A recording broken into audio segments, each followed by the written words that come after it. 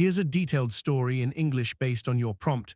Blind date gone wrong. Rich heiress falls for the small-town single dad who saved her. I'll craft a narrative with depth, emotion, and a touch of romance, keeping it engaging and concise. Blind date gone wrong. The city skyline glittered like a sea of diamonds as Isabella Monroe stepped out of her chauffeured Bentley, her designer heels clicking against the pavement. At 28, she was the sole heiress to the Monroe real estate empire, a woman who commanded boardrooms and turned heads wherever she went. But tonight, she wasn't in a penthouse or a gala. She was in Willow Creek, a sleepy small town 2 hours from the city, on a blind date her best friend, Clara, had insisted she try. "You need someone real, Izzy," Clara had said, "not another corporate shark." Isabella adjusted her emerald green dress, feeling out of place among the rustic charm of Willow Creek's only upscale restaurant, the Rusty Spoon.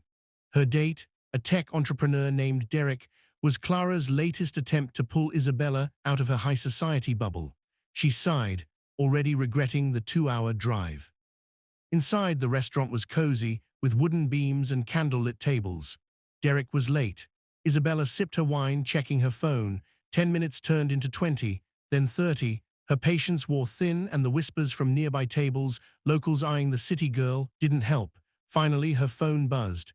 A text from Derek: "Sorry, got held up. Can't make it. Maybe next time." Fury bubbled in her chest. She, driven all this way for nothing. Slamming her glass down, she grabbed her purse and stormed out, ignoring the curious stares. Outside, the autumn air was crisp, and her frustration boiled over. She didn't notice the uneven sidewalk until her heel caught, snapping clean off. She stumbled, her ankle twisting, and let out a sharp cry as she hit the ground. "Are you okay?" a deep voice called out. Isabella looked up to see a man jogging toward her. He was tall, with broad shoulders and dark hair that fell slightly over his forehead. His flannel shirt and jeans screamed small town, but his warm brown eyes held a quiet strength. He knelt beside her, concern etched on his face. "I'm fine," she snapped, embarrassed. "Just a bad night." "Let me take a look," he said gently, ignoring her tone. "I'm Luke. I'm an EMT around here." His hands were steady as he checked her ankle, his touch professional yet kind. "It's a mild sprain. You'll need ice and to stay off it for a bit. Can I help you to your car?" Isabella hesitated. She didn't trust easily. Too many people in her world wanted something from her, but Luke's calm demeanor disarmed her. "It's over there," she said, pointing to the Bentley parked under a flickering street lamp.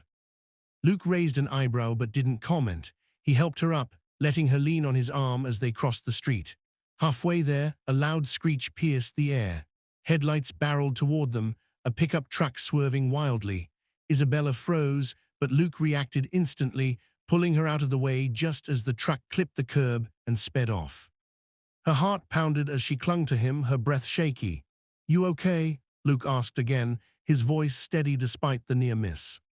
"Why, yeah," she stammered, her usual composure shattered. "Thank you." Luke's eyes scanned the street, his jaw tight. "That was Tom Brady, not the quarterback, our local drunk. He's harmless but a menace behind the wheel. I'll call the sheriff." He pulled out his phone, then glanced at her. "You sure you're okay to drive? You look shaken." Isabella wanted to protest, to retreat to her controlled, polished world, but her ankle throbbed, and the adrenaline from the close call left her unsteady. "I don't know," she admitted. Luke nodded. "My place is a block away. I've got ice for your ankle and coffee to calm your nerves. No pressure, but you're welcome to rest there until you're ready to drive." Against her better judgment, Isabella agreed. Luke helped her to his modest house, a cozy 2-story with a front porch and a tricycle parked out front. Inside, it was warm and lived in, with toys scattered across the living room and a photo of a smiling toddler on the mantel. "Your kid?" Isabella asked, settling onto the couch as Luke handed her an ice pack. "Yeah, Mia, she's 4. She's with my mom tonight." His voice softened when he mentioned his daughter, but there was a hint of sadness too. Isabella's curiosity stirred. "Just you and her?" Luke nodded, sitting across from her with 2 mugs of coffee. "Her mom passed away 2 years ago. Cancer. It's been just us since." "I'm sorry," Isabella said, her voice quieter now. She hadn't expected this. a man who'd faced real loss, not the superficial dramas of her world. They talked for hours. Luke was unassuming, funny, and fiercely devoted to his daughter. He told her about life in Willow Creek, about being an EMT, and how he'd grown up fixing cars with his dad. Isabella found herself opening up too, sharing the pressures of her family's empire and the loneliness of never knowing who was genuine. For the first time in years, she felt seen, not as the heiress, but as Isabella. When she finally left, her ankle felt better, but her heart was what ached. Luke was unlike anyone she'd met, but she pushed the thought aside. They were from different worlds. Over the next week, Isabella couldn't stop thinking about him. She called Clara, venting about the disastrous blind date, but lingering on Luke's kindness. Clara laughed. Sounds like the date wasn't a total loss. On impulse, Isabella drove back to Willow Creek. She found Luke at the fire station, helping kids try on helmets during a community event. Mia, a tiny girl with Luke's brown eyes, clung to his leg. Isabella watched, her heart swelling. "Hey," she said, approaching him. Luke's face lit up. "Didn't expect to see you again. Ankle okay?" "It's fine, you were right about the ice." She hesitated, then smiled. "I was wondering maybe we could grab coffee sometime, on purpose this time." Luke grinned, ruffling Mia's hair. "Only if you're okay with a +1, Mia's kind of a package deal." Isabella laughed, feeling lighter than she had in years. "I wouldn't have it any other way." Epilogue. 6 months later, Isabella was a regular in Willow Creek.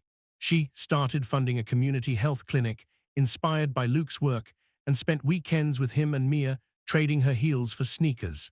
The heiress who'd once thrived on control had found something better, a small-town single dad who'd saved her in more ways than one. This story is around 600 words, blending romance, drama, and a touch of small-town charm. If you'd like me to expand on any part or tweak the tone, let me know.